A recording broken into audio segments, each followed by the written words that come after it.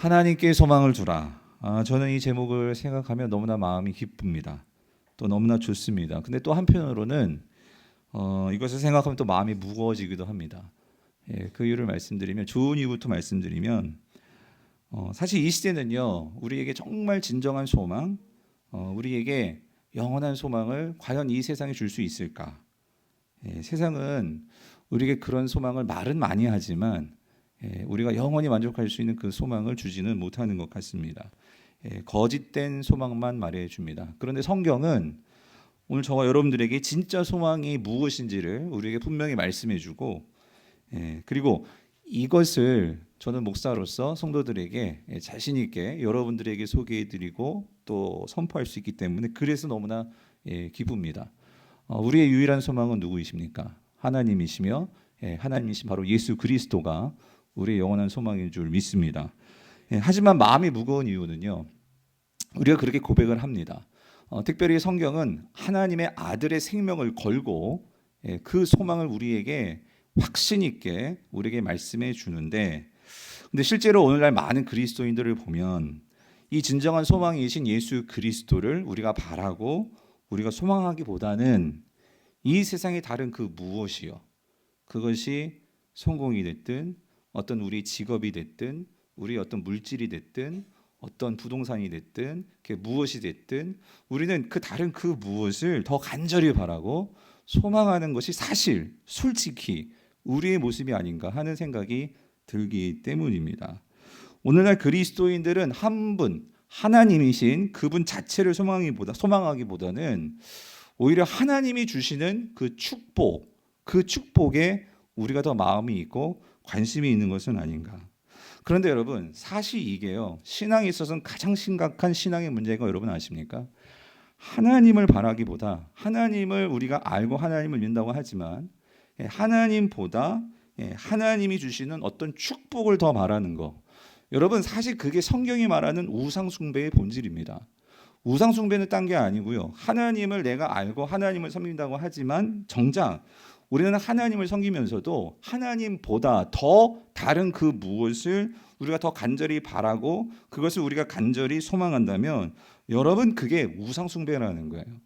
자, 그렇다면 성도님들, 한번 우리가 솔직히 여러분 마음속으로 대답해 보셨으면 좋겠습니다. 여러분은 하나님을 찾는 이유가 무엇입니까? 그리고 여러분은 하나님께 나아가는 그 이유가 무엇입니까?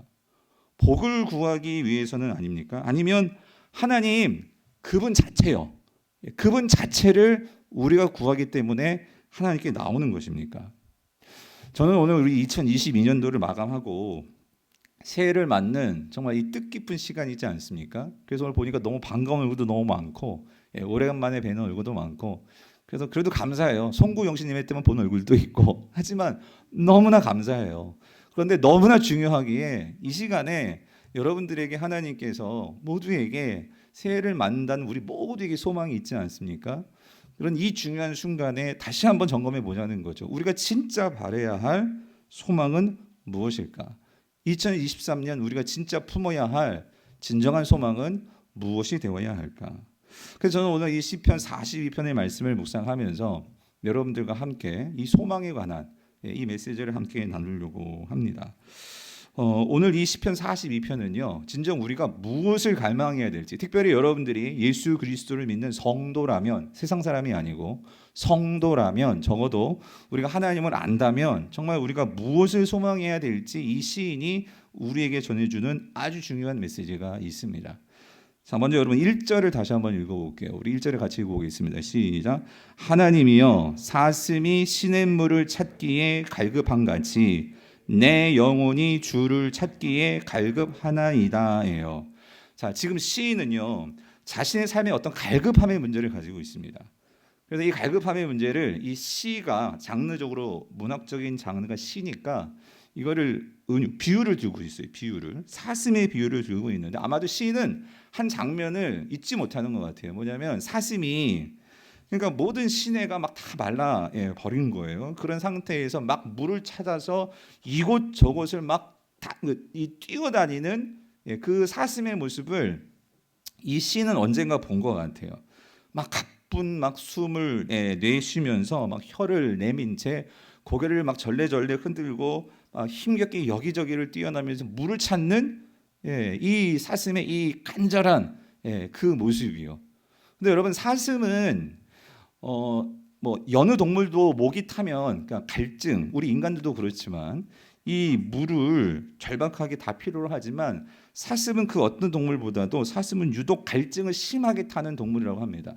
그래서 물이 결국 없으면 금방 죽게 되는 동물이 사슴이기에 이 사슴은 그렇게 절박하게 항상 이 물을 찾는다는 거죠. 그런데 시인은요, 그런 사슴의 모습을 보면서 지금 자기 자신을 생각하고 있는 거예요. 뭐냐면 지금 자신이 지금 그렇다는 거예요. 정말 이게 없으면 죽을 것 같아서 어찌할 바를 모르겠습니다. 하나님 나 죽을 것 같아요. 나 정말 타들어갑니다. 헐떡입니다.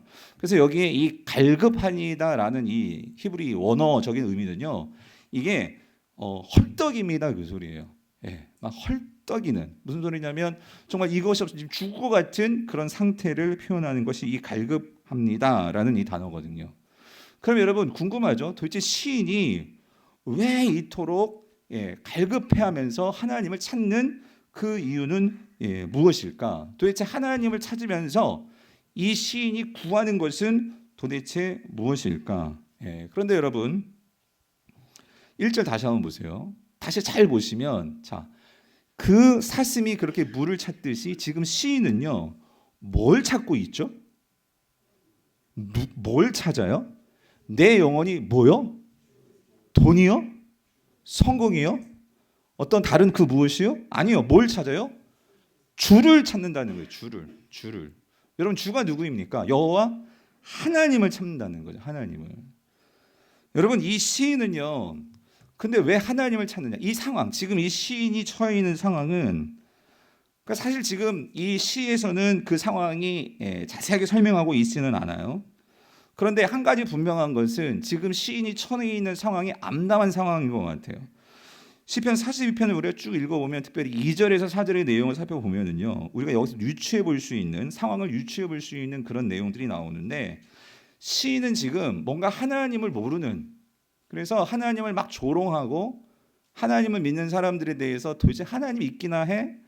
이런 사람들의 소리를 듣고 있는 것을 보니까 지금 이 시인은 이스라엘 땅에는 없는 것 같아요. 왜? 이스라엘 땅에 있는 사람들이 그렇게 말하는 사람들은 없거든요. 왜? 이스라엘에 있는 사람들 다 하나님을 믿거든요. 그런 걸 보면 지금 이 시인은 뭔가 하나님을 믿지 않는 이방 사람들 속에 있는 것 같아요.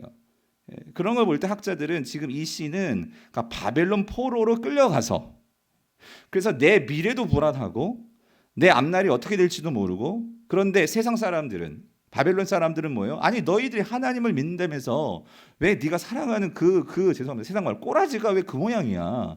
아니 어떤 복도 없고 하나님께서 뭐 너희의 삶을 지켜주는 것도 없고 뭐 형통함도 없고 도대체 하나님이 있기나 있는 거야? 하면서 그런 세상 사람들이 조롱과 비방과 도대체 하나님을 믿는다고 무슨 뭐 성공이 있어? 취업이 돼? 뭐 돈이 있어? 뭐가 떨어져? 뭐 이런 문화, 이런 상황 속에 지금 시인이 있는 거죠. 그런데 시인은요 어떤 반박도 하지 못해요. 왜? 사실 눈으로 보면, 외적으로 보면 지금 그래요. 내가 자랑할 게 아무것도 없어요. 내 형편이 좋은 것도 아니고 내가 지금 상황이, 나의 어떤 처지가, 내가 뭐 변변히 세상에 이루어 놓은 것들이 아무것도 없어요. 바벨론의 포로로 끌려가는데 뭐가 있겠습니까? 이런 상황에서 시인이 있는 거예요. 자, 근데 여러분, 여러분들이 만약에 지금 이런 시인과 같은 상황이 있다면, 그러니까 내가 지금 경제적으로 어렵고 내가 지금 상황적으로 사람들한테 이렇게 조롱당하고 많이 꿀리고 비교당하고, 만약에 여러분들이 그렇다면 여러분들은 이런 상황에서 뭘 구하시겠습니까? 뭔가 하나님 지금 상황보다는 조금 더 낫게, 지금 살고 있는 나의 어떤 직장보다는 조금 더 좋은 직장, 사람들에게 뭔가 자랑할 수 있는 어떤 나의 어떤 그런 위신, 어떤 직급, 집, 자동차, 아니면 뭔가 세상 사람들을 좀 기죽일 수 있는 좀 뭐 그런 상황의 어떤 그런 것들, 여러분들 우리가 그런 걸 바라지 않겠습니까? 그런데 이 시인은 지금 이 상황에서, 이 꽉꽉 막힌 이 상황 속에서, 모든 것이 풀리지 않는 것 같은 이 상황 속에서 이 시인이 지금 구하는 것은 하나님 나에게 어떤 복을 주세요가 아니라 뭘 구하고 있죠? 하나님을 주세요요. 하나님을. 내가 뭘 찾고 있다고요? 하나님을 찾습니다. 예. 하나님 그 자체를 소망하고 있다라는 거예요. 저는 궁금했어요. 이 시인이 왜 하나님 그 자체를, 아니 지금 상황은요 여러분, 하나님 빨리 이런 지옥 같은 상황에서 좀 나를 건져주세요. 나를 좀 여기에서 다른 곳으로 다시 이스라엘로 좀 보내주세요. 하나님, 내가 하나님 제대로 예배할 수 있게, 왜 바벨론 땅에는 성전이 없잖아요. 그런 뭔가를 주세요. 이렇게 기도할 것 같은데 이 시인은 뭘 구했다고요? 하나님을 주세요. 하나님을 구합니다. 그러면서 오늘 본문 5절과 10절을 보면은요, 두 번씩이나 반복해서, 여러분 읽으셨죠? 이 시인이 뭐라고 말하고 있냐면 하나님을 찾으면서 자기 자신에게 뭐라고 하냐면 너의 소망을, 너의 그 잘난, 그 직급, 직장, 좋은 직장에 두지 말고 너의 그 소망을 네가 좀 사람들보다 이제 사람들이 알아주는 그런 좋은 대학, 좋은 어떤 그러한 너의 어떤 그런 직장, 좋은 어떤 네가 살고 있는 어떤 그런 집, 그게 아니고, 자, 어디다 소망을 두래요? 너의 하나님께 소망을 두라. 여러분, 하나님께 소망을 두라고 시인은 반복하고 있다는 거예요. 그렇다면 여러분, 우리는 한번 생각해 봐야겠죠. 우리 정말 하나님을 믿는 사람으로서 왜 우리가 하나님께 소망을 둬야 하냐고요, 여러분. 왜 하나님께 소망을 두어야 할까? 저는 오늘 세 가지 그 이유를, 오늘 시인이 말해주는 그 이유를 여러분께 같이 나누고 우리가 이걸 가지고 2023년도를 우리가 맞이했으면 좋겠습니다. 여러분, 왜 하나님께 소망을 둬야 되느냐? 첫 번째 이유는요. 첫 번째 우리가 하나님께 소망을 두어야 하는 이유는요. 자막 나오죠? 예. 하나님은요. 우리에게 뭘 주시는 분이실까요? 생명을 주시는 분이시기 때문이라는 거예요. 생명을 주시는 분이시기 때문에. 여러분 2절을 다시 한번 볼게요. 우리 2절을 같이 볼게요. 2절 같이 읽어볼게요. 시작. 내 영혼이 하나님 곧 살아계시는 하나님을 뭐 한다고요? 갈망하나니. 자, 어떤 하나님이래요? 살아계시는 하나님을 갈망합니다. 여러분 여기서 살아계시는 하나님, 이거를 이렇게도 해석할 수 있어요. 그러니까 하나님이 살아계시다는 것은 무슨 의미냐면, 이걸 다시 번역을 해보면, 하나님은요 생명을 주시는 하나님이시다, 그 소리입니다. 즉 하나님에게는요 여러분 죽음이 없습니다. 여러분, 우리는 생명을 줄 수가 없어요. 생명을 지금 가지고 있죠. 하지만 우리는 생명을 누군가에게 나눠줄 수 없어요. 그러나 하나님은요 죽음이 없으십니다. 죽음이 없을 뿐만 아니라 하나님은 생명 그 자체십니다. 그러므로 그 하나님께서 말씀하시면 생명이 나오고 창조가 이루어지고, 하나님은 이 죽어가는 자들을 살릴 수 있는, 하나님은 그 생명을 가지신 분이시라는 거죠. 그러므로 여러분 시편 69편 32절을 보면 이렇게 말씀하세요. 곤고한 자가 이를 보고 기뻐하나니 하나님을 찾는 너희들아, 너희 마음을 어떻게 한다고요? 소생하게 할지어다예요. 무슨 말입니까? 하나님을 찾는 자들에게는요 너희들에게 뭘 주시냐? 소생한다는 것은 다시 살리신다는 거죠. 생명을 주신다, 그 말씀이에요. 하나님은 절망과 실패와 좌절과 우울과 공포와 두려움과 이런 죽음이 가지고 오는 이 모든 영향력들에 대해서 그것들을 상쇄하시고 그것들을 파하시고, 그리고 그것들에 사로잡힌 자들을 일으키시고 회복시킬 수 있는 뭘 가지고 계신 분이에요? 생명을 가지고 계신 분이라고요. 살아계신 하나님이라는 거예요. 그러므로 특별히 하나님은요 오늘 이 하나님의 형상으로 만들어진 저와 여러분들, 오늘 하나님의 형상을 가진 저와 여러분들이 죽음에 사로잡혀서 그렇게 우리가 살아가는 것을 하나님은 싫어하십니다. 아니, 가슴 아파하십니다. 하나님은요 어떻게든지 우리가 생명에 사로잡히기를 원하시지 사망에 사로잡히기를 주님은 원하시지 않는다는 거예요. 하나님은 저와 여러분들이 사망 권세에 사로잡혀서 절망하고 좌절하고 원망하면서 서로 결국 미워하고 갈등하고 그렇게 사는 것은 하나님이 원치 않으십니다. 하나님은 어떻게든지 서로가 어떻게 위로해주고 사랑해주고 격려해주고 일으켜주고 서로 생명으로 나아갈 수 있도록 인도해주는, 하나님은 우리가 그런 삶을 살기를 원하신다는 거예요. 그런데 여러분, 우리는 그런 능력이 없잖아요. 그렇지만 하나님은 그 길로 우리를 인도해 주시길 원하신단 말이에요. 그래서 하나님은 구약에서는 율법을 주신 거예요. 말씀이 그 생명으로 우리를 인도해 줄 수 있는 길을 보여주기 때문에 하나님은 그 생명으로 나아갈 수 있도록 우리에게 율법을 주셨는데, 이스라엘 백성들은 그 하나님 말씀을 저버렸어요. 그러므로 하나님께서 우리를 포기하신 것이 아니고, 우리가 그렇게 죽음에 사로잡힌 삶을 그래도 그렇게 살아라 그렇게 하지 아니하시고, 하나님 어떻게 하십니까? 우리를 끝끝내 생명으로 인도하시기 위해서 우리에게 보내주신 분이 누구십니까? 그분이 바로 생명이신 그 하나님의 아들, 이 땅에 빛으로 오신 누구십니까? 예수 그리스도시라는 거죠. 여러분 아멘이십니까? 그래서 여러분 우리가 작년의 표로 풍성한 삶을 누리는 자에서 우리가 작년의 성구가 요한복음 10장 10절이었죠. 같이 한번 읽어볼게요. 시작. 도둑이 오는 것은 도둑질하고 죽이고 멸망시키려는 것뿐이요.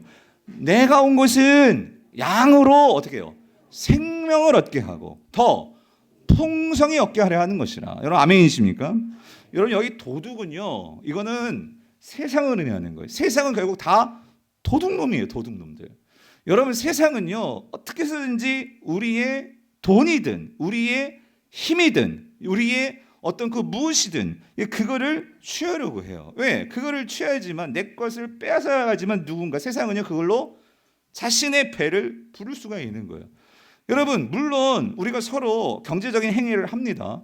우리가 서로 주고받고 채워주고 그런 거래를 하죠. 그런데 여러분 인간에게는요 욕심이라는 이 죄된 본성이기 때문에 여러분 동물들은요 잉여라는 게 없어요. 아무리 사자가 세고 아무리 사자가 그렇게 무섭고 토끼를 잡아먹는다 할지라도 토끼를 내가 지금 배가 부른데도 토끼를 또 잡아가지고 창고에 쌓아놓는 사자는 없습니다. 그런데 누구만이 내가 지금 배가 부른데도 지금 쌓아놓고 사는 그런 동물들이 누구냐? 여러분 그게 누구예요? 사람이에요. 사람. 원래 사람은 그렇게 만들어진 하나님의 창조물이 아니었죠.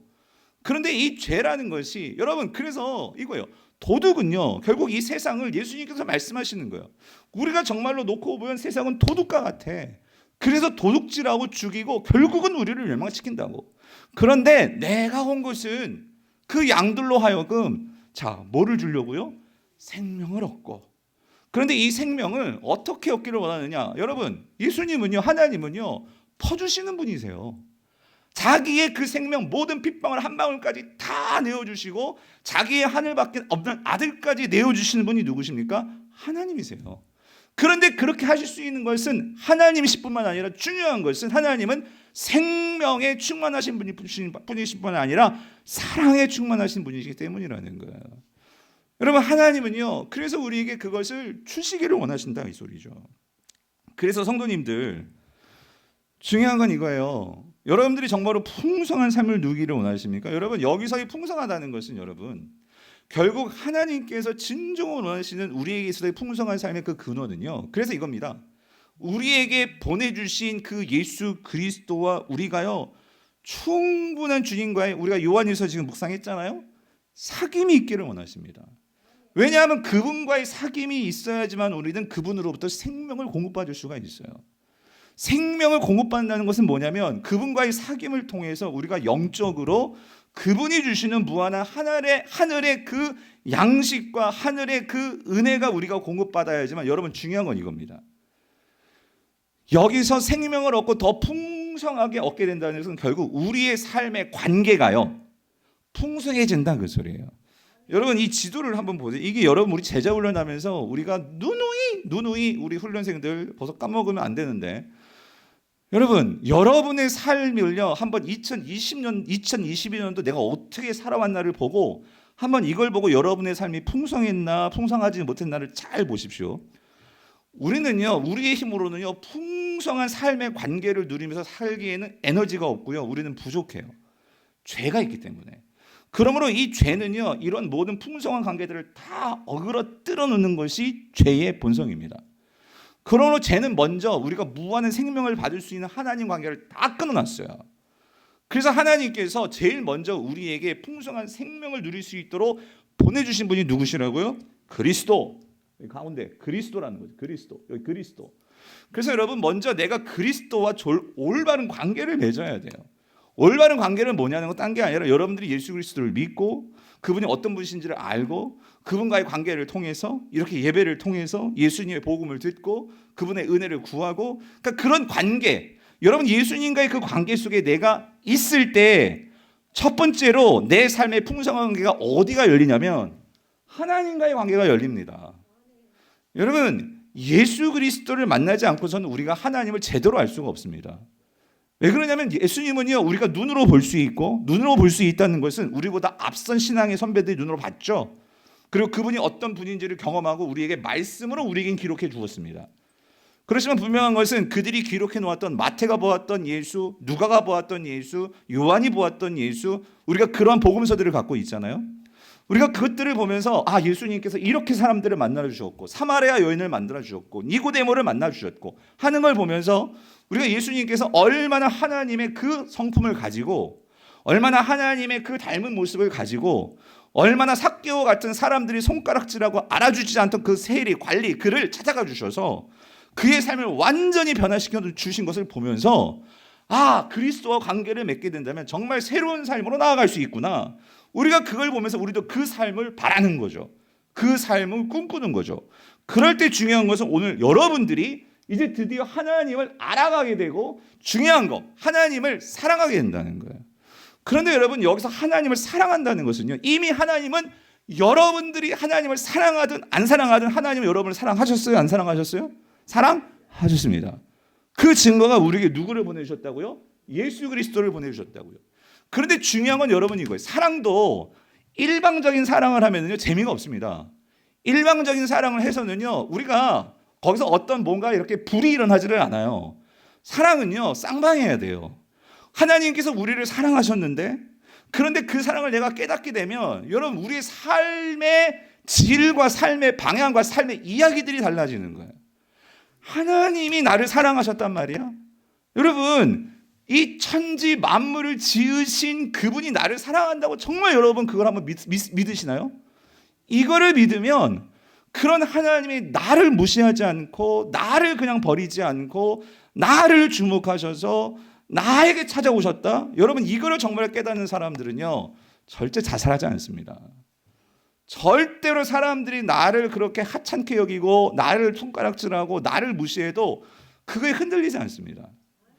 사람들의 소리에 흔들리고 사람들의 말에 귀가 죽고 하는 것은요 정말 하나님의 사랑을 모르기 때문이에요. 하나님의 풍성한 사랑이 내 안에 충만하게 있으면은요 절대 흔들리지 않아요. 여러분 배도 그런 거 우리가 알았잖아요. 그런 전혀 몰랐는데 우리 세월호 사건 때 배도 그 배를 균형을 잡아주는 이 평형수라는 게 있다잖아요. 평형수 얘기 들어보셨죠? 그 평형수가 있어가지고 그게 잘 자리 잡고 있어야지만 안정적인 것처럼 여러분 우리 안에요 하나님의 평형수, 하나님께서 나를 얼마나 사랑하시는지에 대한 이게 있어야지 우리의 삶이 흔들리지 않는데, 하나님에 대한 그 얘기는 들어서 이름은 알고 있는데 하나님의 사랑이 내 중심에 없어. 그러니까 흔들리는 거예요. 여러분 오뚜기가요. 여러분 오뚜기 다 아시죠? 이게 넘어지지 않는 것은 예전에 내가 궁금해가지고 그걸 까봤거든요. 거기에 모래가 들어가 있더라고. 모래가. 아세요? 모래가 있어가지고 있으니까 그걸 균형을 잡아주더라고. 여러분 우리의 삶이 왜 이렇게 흔들리는지 아십니까? 하나님의 사랑을 제대로 우리가 가지고 있지 않기 때문이라는 거예요. 그런데 여러분 더 중요한 거 있어요. 내가 그렇게 하나님의 사랑이 충만하게 있잖아요. 그러면 그 사람은요 뭐가 달라지느냐, 나 자신에 대해서요 내가 소중하게 여겨요. 오늘날 많은 사람들이 왜 그렇게 현대인들이 우울증에 빠질까요? 자기 자신을 소중하게 여기지 않아요. 그럼 어떻게 소중하게 여기느냐, 남들과의 비교를 통해서 나의 가치를 알려고 해요. 근데 여러분 비교해 보십시오. 나보다 똑똑한 사람 얼마나 많은데요. 예. 여러분 하나님은요 비교하라고 이렇게 우리 모두를 다르게 만드신 게 아니고요. 하나님은 왜 다르게 만드셨느냐, 정말 하나님의 사랑을 깨닫는 사람은요 거기서 뭐가 열리냐면 나를 바라보는 관점도 달라지고 너를 바라보는 관점도 달라집니다. 하나님께서 공부 잘하는 사람, 돈 많은 사람 다 다양하게 만들었어요. 어쩌면 내가 돈이 많을 수도 있어요. 내가 더 공부를 많이 했을 수도 있어요. 내가 조금 떨어질 수 있어요. 심지어 죄송합니다 어떤 장애를 가질 수도 있어요. 그럼 장애를 가진 사람은 정말 하나님의 사랑을 제대로 깨닫지 못하면 평생 하나님을 원망하면서 살 거예요. 그런데 여러분 그거 아십니까? 하나님께서 왜 그렇게 다양하게 세상 사람들을 만들어 놓으시고 오늘 여기도 얼마나 다양한 사람들이 모여 있습니까? 왜 그렇게 하시는 걸까요? 하나님의 사랑을 깨닫게 되면요 하나님은요 왜 그러냐면 하나님이 기뻐하시는 삶은요 서로 도와주는 삶입니다.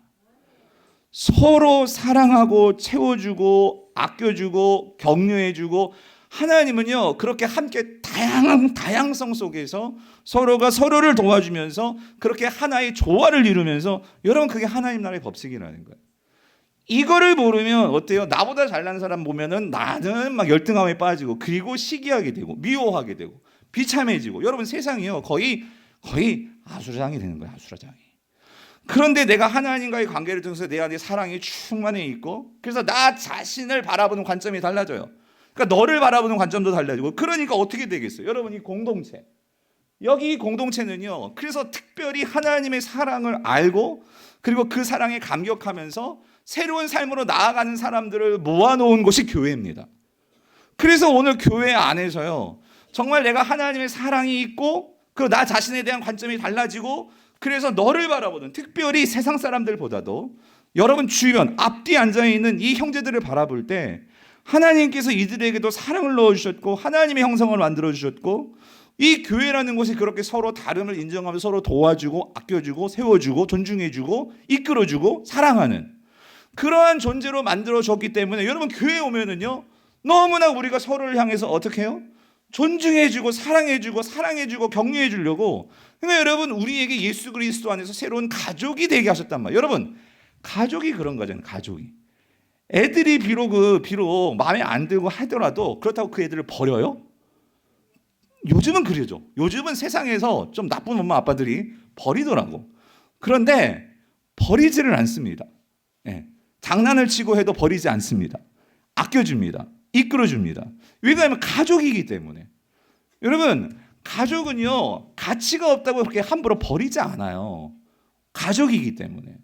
그러므로 여러분 이거예요. 풍성한 삶이 하나님과의 관계 속에서 풍성해지고 나 자신과의 관계에서도 풍성해지면, 그런 사람들이 모이면 그 공동체는요 당연히 천국이 될 수밖에 없는 거예요. 그런 천국을 맛보는 곳이 교회입니다.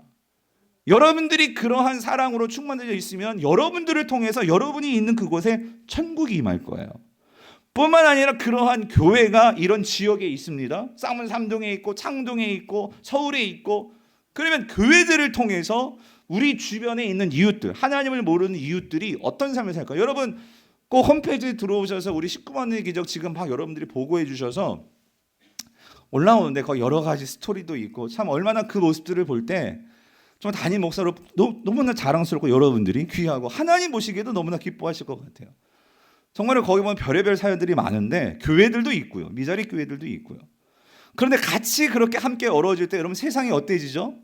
따뜻해지고 기쁨이 넘치고 섬기는 나도 받는 사람들도 달라지는 거예요. 여러분 이게 풍성한 삶이라는 거예요. 이게 풍성한 삶. 이런 점에서 여러분 2020년도를 살았는데 나는 과연 하나님과의 관계에서는 얼마나 풍성했던가? 나 자신에 대해서는 내가 얼마나 나 자신을 격려해주고, 여러분 스스로가, 그리고 얼마나 그렇게 나 자신을 새롭게 봤던가? 뿐만 아니라 오늘 교회 안에서도, 여러분 우리 교회 안에 새로운 성도들도 많이씩 오셨거든요. 여러분 그 성도들 다 아십니까? 우리가 서로에 대해서 그렇게 한 사람에게 다가가는 것이 어색하고 낯설 수도 있죠.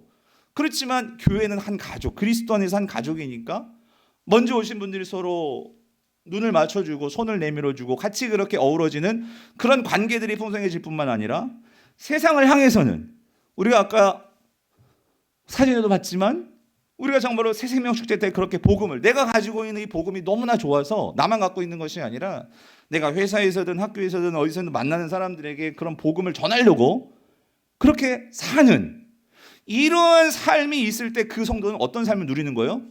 풍성한 삶을 누리는 거죠. 그런데 나만 알고 있고 우리만 알고 있고 그러다 보니 관계가 다 끊어져. 여러분 그 삶이 얼마나 외롭냐고요. 여러분 얼마나 고독하냐고요. 사랑하는 성도님들, 다시 요한복음 10장 10절을 좀 띄워주세요. 예수님이 왜 오셨다고요? 내가 온 것은 양으로 어떻게 해요? 생명을 얻게 하고 더 어떻게 해요? 풍성히 얻게 하려 하는 것이라. 그래서 여러분 시작점은 이것부터 점검하세요. 여러분이 예수님과의 관계가 올 한 해 정말 가까우셨습니까? 내가 얼마나 예수를 닮고 예수님의 어떤 점을 내가 정말로 본받으셨습니까? 여러분 그게 시작점입니다. 그게 시작점이에요. 그것으로부터 내 삶이 점점 풍성해지는 삶을 살게 되는 거. 그렇게 되면 당연히 내가 먼저, 그래서 여러분 풍성한 삶을 전수하는 교회는요, 먼저 내가 그것을 누려보지 않았으면 결코 전수할 수 없어요. 예. 내가 먼저 그거를 누려봐야 돼. 내가 그 맛을 먼저 알아야지만, 그 맛집을 알아야지만 내가 그 주소하고 연락처를 주죠. 그거를 모르는데 그걸 어떻게 찾아가라고 하겠습니까? 사랑하는 성도님들, 오늘 이 하나님이 주시는 풍성함을 여러분들이 먼저 누릴 수 있게 되기를 간절히 축원합니다. 제가 한 가지 그 풍성한 삶을 누릴 수 있는 그 한 가지 확실한 비법 하나 가르쳐 드리면, 오늘 본문 속에 그게 나오거든요. 2절을 보세요. 2절 보니까 이렇게 얘기합니다. 내 영혼이 하나님 곧 살아계신 하나님을 갈망하는데, 그래서 어떻게 하냐면, 자 보세요. 이 사람이 간절히 바라는 게 뭔지 보세요. 하나님 그 자체를 원하잖아요. 그러면서 이 시인이 간절히 원하는 것은 이겁니다. 이렇게 얘기해요. 내가 어느 때에 나아가서 하나님 뭐요? 얼굴을 배울까요, 여러분? 네. 여러분, 이 말이 무슨 말일까요? 여기서요, 내가 어느 때, 언제가 돼서야 하나님께 나아가서라고 할 때, 이 나아간다는 것은 결국 뭘 말하는, 어디로 나아가는 걸까요? 어디로? 여러분, 이 배경적으로, 역사 배경적으로 보면 지금 바벨론 땅에 있잖아요. 바벨론 땅에 하나님의 성전이 있어요, 없어요? 없어요. 하나님께 예배를 드리고 싶어도 이때는 예배를 드릴 수가 없는 상황이란 말이에요. 그러니까 이 시인이 간절히 바라는 것은 지금 어디를 바라보고 있을까요? 예루살렘 성전을 바라보고 있는 거예요. 예루살렘 성전을 바라보면서 간절히 원하는 것은 뭐냐면, 내가 뭐 하고 싶은 거예요? 하나님께 나아가서 뭘 하고 싶은 거예요? 예배를 하고 싶은 거예요. 예배를. 사랑하는 성도님들, 우리가 하나님의 생명을 받아야 돼요. 예수 그리스도가 주시는 이 생명을 얻어야 돼요. 그러면 이 예수님이 주시는 생명을 얻을 수 있는 그 확실한 자리가 어디일까? 그 자리는요, 공동체 예배입니다. 함께 하나님을 사모하는 자들이 모여서, 하나님을 아는 자들이 모여서 함께 예배하는 자리, 성경은 그 자리에 하나님께서 뭐 하신다? 임재하신다라고 말씀을 하십니다. 하나님께서 오신다, 이 말씀이에요. 근데 여기서 중요한 거예요, 여러분. 우리가 예배 자리에 나가는 것도 중요한데, 오늘 송구영신 예배에 이렇게 나오신 분 거 잘하신 건데, 그런데 여러분 이거예요. 여러분, 이 예배가 구경이 되어서는 안 돼요. 이 예배가요, 그냥 여러분들이 이렇게 뭐 TV 이렇게 보듯이 그런 예배가 될 수도 있어요. 그냥 앞에서 저 박예한 목사 오래간만에 봐가지고 막 설교를 하는구나, 그렇게만 저만 보다가도 갈 수 있어요. 근데 예배는 그런 게 아니에요, 여러분. 오늘 시인이 뭐라고 하냐면, 누구 얼굴 보고 싶대요? 하나님의 얼굴을 배울까?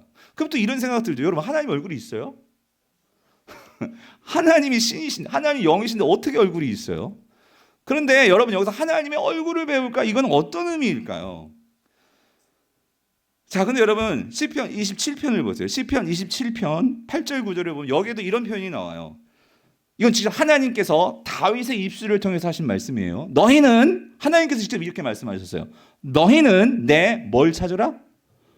얼굴을 찾으라. 하나님께서 이 말씀을 하셨어요, 다윗에게. 이 말씀을 하실 때에 다윗이 내가 마음으로 주께 말하되, 여호와여, 내가 정말 뭘 찾는다고요? 주의 얼굴을 찾으리이다 하였나이다. 그리고 9절 보세요. 주의 얼굴을 내게서, 그래서 뭐 하지 말라고요? 숨기지 마시고 주의 종을 노하여서 버리지 마소서. 주는 나의 도움이 되셨나이다. 나의 구원이 하나님이시여 나를 버리지 마시고 떠나지 마소서라고 말하고 있어요.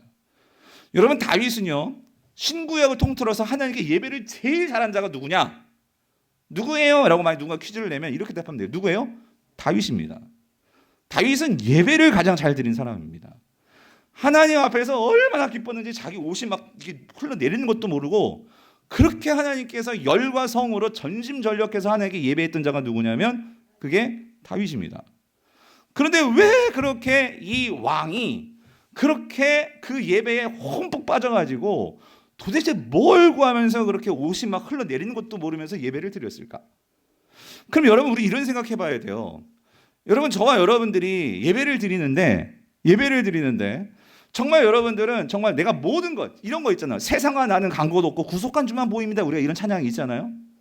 정말 우리가 예배 속에서 다른 사람이 뭐 어떻든 그게 아니라, 하나님, 내가 진짜 하나님께만 올인해서 정말 하나님의 임재를 경험하고 정말 다른 그 무엇이 아닌 하나님을 만나고 하나님만 보고 내가 정말 예배 속에 빠지기를 원합니다. 여러분, 이런 마음을 가지고 여러분들 얼마나 예배를 들어보셨냐고요. 정말 나를 위해서 십자가에 달려 죽으신 그 주 예수 그리스도를, 주님, 내가 진짜 그 사랑 속에 완전히 빠져서 정말 주님밖에 없습니다 하는 그 주님의 사랑 속에 빠져서 정말 그 사랑으로 내가 충만케 되는 그 은혜를 내가 사모합니다. 여러분, 예배에 나와서 다른 것을 구하는 게 아니라 그 나를 위해서 십자가에 달려 죽으시고 나를 사랑하신 그 예수 그리스도를 만나기 위해서 우리가 얼마나 집중하면서 예배를 드려봤냐 그 소리죠. 근데 여러분, 이건 저도 솔직히 고백할게요. 저도 목사인지라 때로는요, 뭐 이렇게 이러는 거예요. 막 등이 하나 안 나오든가 참 그게 힘들어요. 뭐 딱 우리 성도들에게 영상이 제때 나와야 되는데 제때 안 나와? 그럼 막 이거 뭐가 또 왜 이런 거야? 막 이러면서 예배에 집중해야 되는데 그런 거에 자꾸 시선이 바뀌고 시선이 빼앗기고 그럴 때가 있어요. 근데 제가 이렇게 가만 보면 우리 성도님들 보면은요, 여러분들 그런 모습들이 가끔 보여요. 왜냐면 다른 누구 이렇게 우리가 주님께 집중을 해야 되는데 다른 권사님 막 찬양하는 뭐 모습 뭐 이런 것들에 자꾸 이렇게 눈 돌리고 그런 게 여기서 다 보여요. 여러분, 예. 그게 우리가 인간이기 때문에 어쩔 수 없다고 하지만, 그런데 여러분, 제가 이 자리를 빌어서 저도 그렇고 우리 모두가 다, 그래서 우리가 정말 뭐가 필요하냐면, 그래서 준비가 필요한 거죠. 철저하게 준비해서 교육자들은 정말 성도들이 예배에 집중할 수 있도록 우리가 모든 음향이면 세팅이면 이런 모든 걸 잘 준비해야 될 것이고, 저도 우리 성도들이 은혜를 받을 수 있도록 최선을 다해서 말씀을 준비해야 될 것이고, 그런데 정말 중요한 건 예배에 들어왔을 때에는 우리가 누구에게만 정말 홈복 빠져야 돼요? 예수 그리스도에게만, 하나님에게만. 네. 그때부터는 뭐가 실수를 해도 그게 중요한 게 아닌 거죠. 일단 시작이 되면 정말 하나님께, 왜 그러냐면 여러분, 사단은요 너무나 잘 알아요. 우리가 예배 가운데 주님을 만나는 걸 제일 시기하고 제일 싫어하고 제일 방해하는 그 놈이 누구일까요? 마귀 사단 놈이죠, 여러분.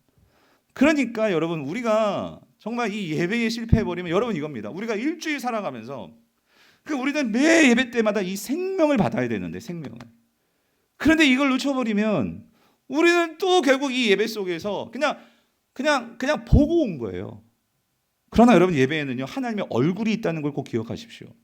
얼굴은요 찾아야 된다는 그 소리예요. 찾아야 된다.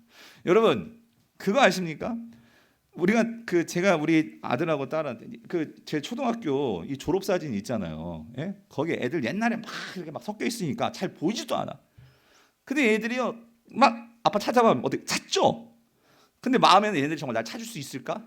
없을까? 그런데 정말 애들이 찾으면 어때요? 기쁜 거야. 역시 내 새끼들이구나. 엄마 아빠 그 모습을 아니까.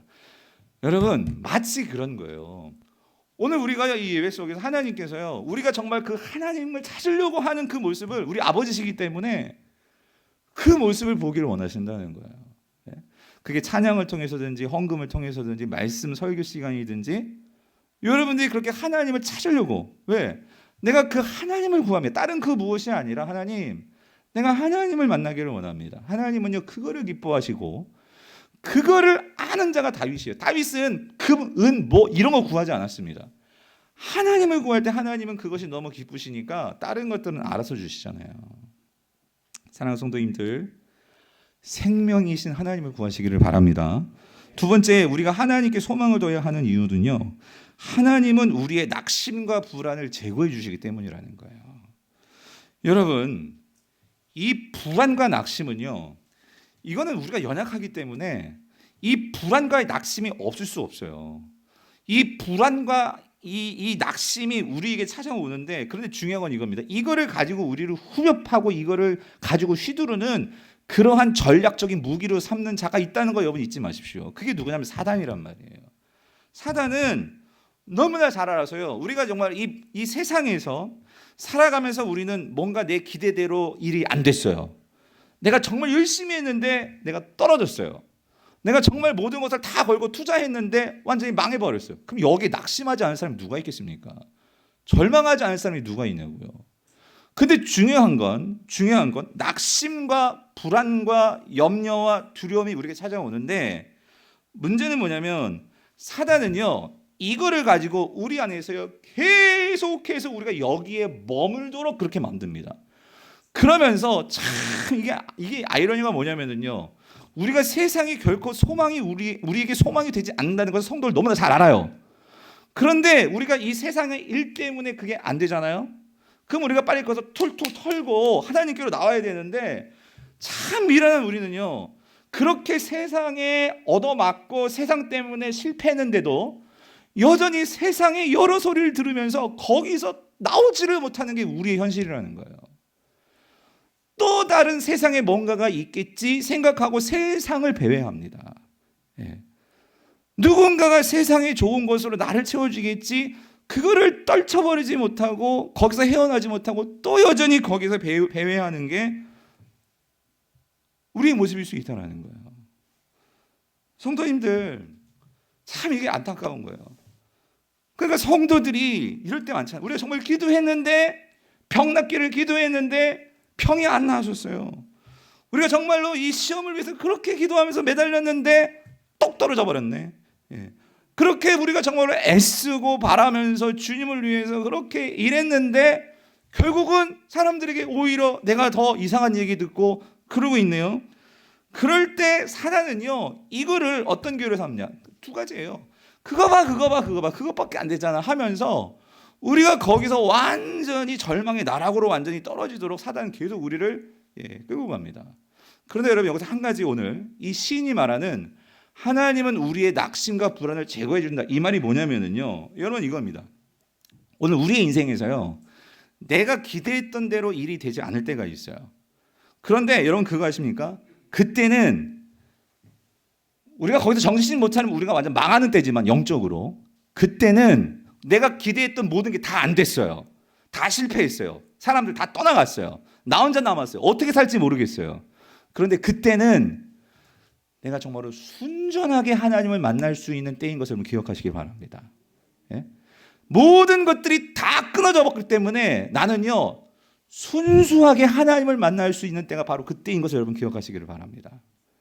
하나님은요, 여러분, 내가 정말 뭔가 기대했던 게 돼버렸어요. 그럼 누구나 다 하나님 할렐루야 감사합니다 막 감사원금 내고 막 하는데, 여러분 그거는요 그 감사와 하나님을 기억하는 오래가지 않습니다. 예. 그런데 내가 지금 다 실패했어, 다 망했어, 얼마나 힘들어요. 그런데 거기에서 왜 하나님은 그렇게 나를 만드시는 걸까? 여러분, 어쩌면 하나님은요 그 상황 속에서 정말 빌털털이 돼서, 우리가 그런 찬양 있잖아요. 옛날에 천부여 의지 없어서 어떻게 나와요? 손 들고 옵니다. 손 들고 옵니다. 뭐냐면 그 자리가 비로소 전능하신 하나님께 내 모든 것을 다 내어 맡기고 하나님만 집중해서 하나님만 바라볼 수 있는 그 기회가 될 수 있거든요. 예. 이거를 깨닫지 못하면 그렇게 된 상황에서도 하나님께 나오지 않습니다. 근데 여러분, 오늘 시인을 보십시오. 오늘 시인 9절부터 11절을 보면요, 자 보세요. 이렇게 말하죠. 내 반석이신 하나님께 말하기를, 시인도 지금 그런 상황이에요. 어찌하여 나를 지으셨나이까? 예? 어찌하여 원수의 압제로 말미암아 슬프게 다니게 하십니까? 내 뼈를 찌르는 칼같이 내 제적이 나를 비방하여 늘 내게 말하기를 내 하나님이 어디 있느냐? 그렇습니다 라고 하면서, 여러분 그러니까 지금 모든 게 다 끊어져 버렸고 내가 의지할 게 아무것도 없는 이 상황입니다. 근데 놀라운 게 뭔지 아십니까? 여기서 정말 순수하게 하나님만을 바라볼 수밖에 없는 이런 상황이에요. 근데 이 상황에서 놀라운 신앙에 정말 놀라운 저력이 나오는데, 여러분 저는 이걸 보고 놀랐어요. 그게 뭐 11절이란 말이에요. 11절 뭐라고? 같이 한번 읽어볼게요. 시작. 내 영혼아 내가 어찌하여 낙심하며 어찌하여 내 속에서 불안해하는가? 너는 하나님께 소망을 두라요. 질문. 여러분 이거 말씀 지금 하나님이 하시는 말씀입니까? 무슨 선지자가 하는 말씀입니까? 누가 누구에게 하는 말씀입니까? 네? 지금 이 노란색 말이 누가 누구에게 하는 말이에요? 여러분 이게요, 좀 전 어찌하여 이렇습니까? 했던 바로 그 사람이 자기 자신에게 뭐라고 말하고 있냐면, 자기 자신에게 하는 말이에요. 내 영혼아, 네가 어찌하여서 낙심하며 어찌하여서 내 속에서 불안해하느냐? 너는 하나님께 뭐 하라고요? 소망을 두라요. 이거 무슨 정신분열자입니까? 뭐 맨 처음에 막 하나님 어떻게 그랬습니까 하다가 갑자기 자기 자신에게 너는 하나님께 소망을 두라 그러는 겁니까? 여러분, 여기에요 아주 신앙의 중요한 여러분과 저희가 배워야 될 무기가 있습니다. 그건 뭐냐면, 여러분, 정말 하나님께 소망을 두는 자들만이 할 수 있는 게 뭐냐면요, 이 모든 것이 다 끊어져 버리고 다 망해버리고 정말 뭐 붙잡을 수 없을 것 같은 바로 이 상황에서 정말 하나님께 소망을 두는 자는요, 뭘 할 수 있냐면요, 자기 자신에게 선포를 할 수 있다, 그 소리예요. 여러분, 이게 왜 중요하냐면, 여러분, 우리는 이 세상을 살아가면서요, 대부분 우리의 뭐에 영향을 받냐면요, 다른 사람들이 나에게 해주는 소리에 영향을 받습니다. 세상이 나에게 뭐라고 말해주는 소리에 우리는 영향을 받아서 거기에 막 춤추기도 하고 거기에 절망하기도 하고, 우리는 대부분이 그렇습니다. 그런데 우리가 신앙의 인물들을 보면은요, 여러분 그거 아십니까? 자기 선포가 있습니다. 자기 자신이 선포를 한다, 그 소리예요. 하나님께서 나에게 주신, 하나님께서 나에게 말씀하신 그 말씀을 가지고 누구에게 선포하냐면, 자기 자신에게 선포할 줄 아는 사람이 진짜 소망을 하나님께 둔 사람들이라는 거예요. 자기 자신에게 선포할 때 여러분 어떤 일이 벌어지냐면, 여러분 자기 자신에게 선포하는 것이 많아지면 많아질수록 우리는 세상의 소리에 대해서 귀를 닫습니다. 그런데 자기 자신에게 선포하는 것이 없는 사람은요, 평생 남의 소리에 끌려다니면서 그렇게 남의 소리에 영향받으면서 살아갈 수밖에 없어요. 그런데 내가 정말 하나님께 소망을 두고 하나님의 그러한 말씀으로 나에게 선포할 수 있는 사람은요, 어떤 인생이 펼쳐지냐면, 세상의 소리에 끌려가는 것이 아니라 그 하나님의 말씀으로 나에게 소리를 선포하고 나에게 그 말씀을 들려주어서 내가 하나님께서 주시는 그 새로운 삶으로 나를 던질 수 있는 추진력이 생긴다, 그 소리예요. 추진력이, 내가 낼 수 있는 추진력이 거기서부터 나온다, 그 소리예요. 성도님들, 사실 이게 기도예요. 여러분, 기도는요, 우리가 하나님께만 하는 기도만 여러분 아신다면, 여러분 한번 여러분께 물어볼게요. 여러분은 자기 자신에게 선포하는 기도를 얼마나 해보셨습니까? 지금 시인은요, 무슨 기도를 하고 있냐면, 내가 하나님께 소망을 두고 그 하나님을 신뢰함으로, 내가 신뢰합니다, 그 하나님 의지합니다, 이런 마음이 섰을 때 그때부터 뭘 하냐면요, 자기 자신에게 끊임없이 선포를 하는 거예요. 너가 어떤 존재인지 아니? 네가 어떤 사람인 줄 알아? 너는 하나님의 자녀고, 너는 하나님의 백성이고, 너는 하나님이 지키실 것이고, 왜 네가 낭망하는데, 왜 네가 낙심하는데? 여러분 2022년도를 살면서 얼마나 자기 자신에게 선포를 해보셨습니까? 오늘 이 시인이 이런 깊은 수렁과 엉덩이에서 나올 수 있었던 것은요, 이 자기 선포의 이 비법을 아는 자였단 말이에요. 여러분, 이게 진짜 깊은 기도로 나갈 수 있는 거고, 기도가 나의 삶에서 우리가 정말로 눈을 떠도 기도하고 우리가 걸어가면서 기도하고 한다고 할 때, 여러분 그 기도 속에는요, 이거예요. 세상 사람들은 이상하게 여길지 모르지만 내가 나와 대화를 할 때 여러분, 우리가 세상의 소리가 들리지 않고 그것이 중단될 수 있다, 그 말이에요. 그래서 여러분, 저희가 제자훈련 하신 분들은 알 거예요. 제자훈련 하신 분들, 제가요 이 숙제를 꼭 드려요. 처음에 뭐냐면, 제자훈련 할 때 매일 먼저 이 세 가지를 항상 선포하라고. 아침에 일어나면 거울을 보고 이거를 자기 자신에게 선포하라고. 뭐냐면 보여주세요. 이거예요. 세 가지가 첫 번째는 뭐냐면요, 박요한, 하나님이 그리스도 안에서 너를 받아들이셔서, 거울을 보고 하는, 거울을 보고, 거울을 보고 자기 자신에게 선포를 해주는 거예요. 거울을 보면서. 그리고 두 번째, 자기 자신에게 나는 하나님 안에서, 그리스도 안에서 특별한 존재야. 이거를 자기 자신에게 항상 어떻게 해야 돼요? 선포해 주는 거예요. 나는 그리스도 안에서 새로운 가족 공동체가 생겼어. 이거를 선포해 주는 거예요. 이걸 연습을 시킵니다. 집사님 맞죠? 이거를요, 여러분 우습게 생각하십니까? 여러분 절대로 그렇지 않습니다. 우리가 결국 사단에게 지는 이유가 뭔지 아십니까? 나의 정체성을 모르기 때문이에요. 내가 누구인지를 모르기 때문에 여러분, 우리는 사단의 공격에 다 넘어진단 말이에요. 우리는 매일매일 나의 왕은 하나님이시고 나는 그분의 자녀고, 이거를요 여러분이 매일매일 내 자신에게 선포하셔야 된단 말이에요. 네. 알고 있는데 넘어갈게요. 나 자신에게 선포해야 된다고요. 첫 번째 뭐라고요? 하나님이 그리스도 안에서 나를 뭐예요? 그러니까 여러분 2022년 어떻게 살았든지 여러분 중요한 거는요, 여러분 사단은요 거기에 자꾸 자꾸만 우리가 이 낙심에 사로잡혀가지고 거기서 나오지를 못하게 만든단 말이에요. 그럴 때마다 이걸 선포하시려고요. 하나님이 나를 받아주셨는데 내가 하나님께 못 나갈 게 뭐가 있냐고요. 아멘이십니까? 여러분, 학교에서 우리 애들요, 선생님은요, 네가 그래가지고 무슨 대학에 간다고, 네가 뭐 그래가지고 우리를 항상 무시해요. 애들도 알아요. 나를 무시하는 선생님인지 나를 인정해주는 선생님인지 알아요. 그리고 그런 선생님들 좋아하거든요. 정말 인격적으로 대해주시는 선생님들 좋아하더라고. 그런데 여러분, 하나님은 우리를 어떻게, 그리스도 안에서 우리를 어떻게 봐주세요? 특별한 존재로 여겨주신단 말이에요. 아멘이십니까? 세 번째, 나는 그리스도 안에서 뭐가 생겼어요? 새로운 가족 공동. 여러분 혼자가 아니에요. 그래서 제가 제자훈련 할 때는 이 가족 강북의교회가 그런 가족 공동체란 말이죠. 이거를 정말로 깨달으시는 분은 이 가족을 사랑하실 거예요. 그러니까 청소도 하고 화장실 청소도 하고 하시는 거죠. 제가 한 가지만 조금 이렇게 조금 한번 우리 교육자들에게, 목사님 이번에 그 1인 1봉사를 했는데 작년에 했던 분이 또 하고 했던 분이 또 하고 새로운 분이 없어요.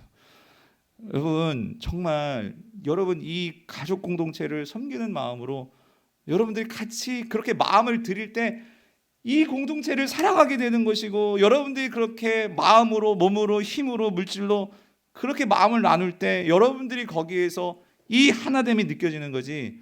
여러분 생각만으로요 어림없죠. 사단이 얼마나 우리에게 있어서 그거 하나 되지 못하게 하는 거를 너무나 잘 아는 게 사단인데. 마지막으로 세 번째 간단히 말씀드릴게요.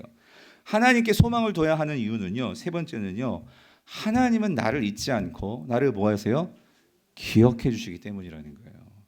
여러분 6절을 보세요. 6절을 보면, 자 6절, 자 뭐라고요? 내 하나님이여 내 영혼이 내 속에서 낙심이 되므로 내가 요단 땅과 헤르몬과 미살산에서 주를 뭐 한대요? 기억하나이다. 기억하나이다. 근데 여러분 여기서요, 이게 참 어려운 해석이에요. 6절이 참 어렵게 해석하기 어려운 말씀 중에 하나이긴 한데요, 여기서 뭐라고 말씀하냐면요, 일단 내가 주님을 기억한다고 말을 하죠. 근데 어디서 주님을 기억하냐면 내가 요단 땅과 헤르몬과 미살산, 여기서 요단 땅은 이스라엘 땅을 대표하는 이게 대유법입니다. 이스라엘 땅 전체를 말하는 거고, 여기서 헤르몬은 이스라엘에서 가장 높은 산입니다. 그리고 미살산은 이스라엘에서 가장 낮은 산입니다. 결국 총칭하면 뭐냐면요, 내가 이스라엘에서 어디를 가든지 거기에서 하나님을 기억한다 이 말입니다. 그런데 내가 하나님을 기억하고, 다시 말하면 하나님을 생각하는데, 그렇게 생각을 하면서 이 신이 깨달은 게 있어요. 깨달은 게, 하나님을 기억하고 생각하면서 깨달은 게 있다고요. 아침마다 우리말로 말하면 큐티를 하면서 깨닫는 게 있어요. 깨닫는 게. 뭘 깨달았느냐? 이런 게 8절이에요. 8절 같이 읽어볼게요. 시작. 낮에는 여호와께서 그의 인자하심을 베푸시고 밤에는 그의 찬송이 내게 있어 생명의 하나님께 기도하리로다. 이게 무슨 말이냐면, 내가 생각해 봤더니 하나님은요, 낮에는요 항상 나에게 인자하심을 베풀어 주셨어요. 그리고 밤에는요 하나님은 항상 내게 찬송할 수 있는 그런 생명을 주셨던 것이 생각이 난 거예요. 아하, 뭐냐면은요, 하나님은요 매 순간 내가 어디 있든지 나를 잊지 않고 나를 기억해 주셨구나, 이거를 깨닫게 된 거예요. 사랑하는 성도님들, 송구 영신의 가장 중요한 핵심은요, 우리가 옛날을 기억하고 그리고 새로운 날을 기대하면서 이거를 잊지 않는 거죠. 하나님께서 지금까지 우리를 뭐 하셨냐면, 여러분들을 뭐 하셨어요? 기억하셨습니다. 기억하셨고 우리를 인도해 주셨습니다. 그렇기 때문에 우리가 지금 여기 앉아 있는 거예요. 하나님께서 우리를 기억하지 않으셨다면 여기 남아있는 자가 누가 있겠습니까? 오늘 이스라엘에게 대해서 하나님은 이렇게 말씀하십니다. 신명기 32장 26절 29절. 여수른이요, 이 여수른이 이스라엘의 별명이에요. 하나님 백성들을 말하는 거예요. 하나님 같은 이가 없도다. 모세가 고백하는 거예요. 그가 너를 도우시려고 하늘을 타고 궁창에서 위엄을 나타내시는도다. 모세는 생각해 볼 때 뭐가 기억나냐면, 하나님께서 이 이스라엘 백성을 너무나 기억하시고 생각하시기 때문에 하늘로부터 내려오셔가지고 바다를 가르셨어요. 홍해를 가르셨어요. 하늘로부터 친히 동풍으로 임재하셔서 바다를 가르셨잖아요. 그거를 기억하면서 이 모세는요 뭘 생각하면, 그런 거 볼 때 어떤 누가 바다를 갈라주셨냐고요. 어떤 누가 여러분 삶을 지금까지 이렇게 인도해 주셨냐고요. 그러니까 이스라엘아, 너는 어떤 사람이에요? 행복한 사람이로다. 여호와의 구원을 너같이 얻은 백성이 누구냐? 여러분, 저와 여러분들을 위해서 하나님은 자기 아들을 반쪽으로 쪼개셨습니다. 십자가에서 모든 것들을 다 쪼개놓으신 분이 하나님이시잖아요. 그런 사랑을 받은 자가 누구냐고요? 너희들이다. 그는 너를 돕는 방패시요 내 영광의 칼이시로다. 내 대적이 내게 복종하리니 내가 그들의 높은 곳을 어때요? 밟으리로다. 사랑하는 성도님, 말씀을 마칠게요. 여러분, 무엇보다도 누구보다 이 하나님께 소망을 두시는 저 여러분 되시기를 간절히 바랍니다. 2023년도 지금 2023년도가 되었는데 많은 사람들이 말을 해요. 여러분 다 듣죠? 어떤 한 해보다 2023년도가 힘들 거라고. 경제 전문가들이, 미래학자들이 얘기를 합니다. 수출은 정말로 줄고 금리는 인상이 되고 원자재 값은 오르고 전기료, 가스료 다 오르고 공공요금 다 오르고 가게는 힘들어질 것이고 아파트 값은 떨어지고. 여러분 이런 소리를 들으면은요, 누구나 다 여러분 마음이 착잡할 거예요. 그런데 여러분, 이러한 소리가 아무리 들린다 할지라도 여러분 2023년도 그 어떤 한 해보다도 여러분 오늘 제가 지금까지 말씀드렸던 모든 것을 생각해 보시면서 나는 과연 예배를 드릴 때마다 이 생명의 하나님을 얼마나 갈망했는가, 나는 얼마나 하나님의 말씀을 붙들고 나 자신에게 선포하면서 나를 정신 차리게 만들었는가, 나는 얼마나 내 삶 속에서 나를 기억해 주시는 하나님을 기억하면서 그 하나님을 만났는가. 여러분 2023년도는 정말로 그 하나님께 소망을 두시고, 그래서 이사야 43장 19절 보라 보라 내가 새 일을 행하리니 이제 어떻게 해요? 나타낼 것이라. 예. 오늘 이 말씀이 여러분에게 나타나게 될 것을 믿습니다. 이런 소망을 가지고 2023년도를 맞이하시는 우리 사랑하는 모든 성도님 될 수 있기를 주님의 이름으로 축원드립니다.